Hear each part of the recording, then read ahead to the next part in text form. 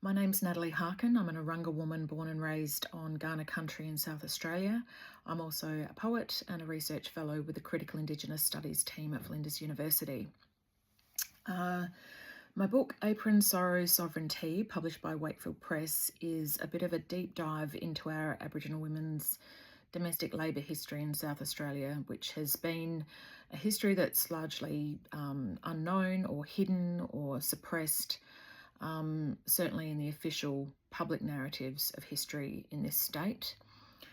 I personally come from a long line of Aboriginal women domestic workers in my family, and our story, which is very typical of Aboriginal people in this state, is steeped in generations of forced displacement, being moved between 4 mission stations across many nations in South Australia, as well as Western Australia, and being subjected to policies targeting young girls for removal from their families, for training, and also for indentured labour placements at the hands of the state.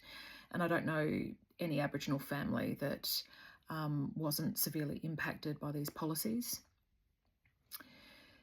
In writing this book, I sat with over 2,500 files from our state's Aboriginal Domestic Service archives over many, many years, which was pretty challenging and overwhelming at times.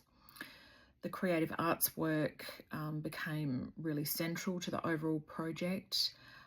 It was a really generative and poetic kind of creative right of reply and different modes of truth-telling, which became really important. The research was grounded through a major exhibition, also of the same name, Apron-Sorrow, Sovereignty, and that included installations of poetry, lead light work, detailed memory stories, and a series of video projections created with my Unbound collective sisters at Flinders University.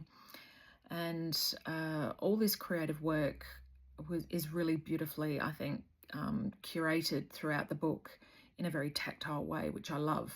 I think most importantly, this research was a collaboration with Aboriginal women in my family and community to document their domestic labour memory stories in the ways that they wanted, with their voices as well as the voices of Aboriginal women that were captured in the archives and also young girls.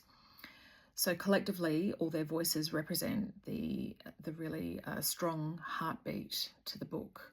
Being longlisted for the Stella Prize was completely out of the blue and quite a shock, to be honest.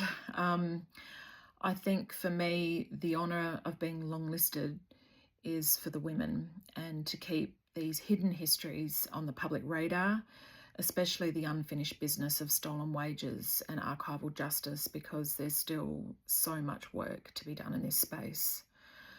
But I'm particularly excited to share the incredible strength, the love, the strategic resilience, and also the warriorship and activism of some of these women, and all of the Aboriginal women were amazing.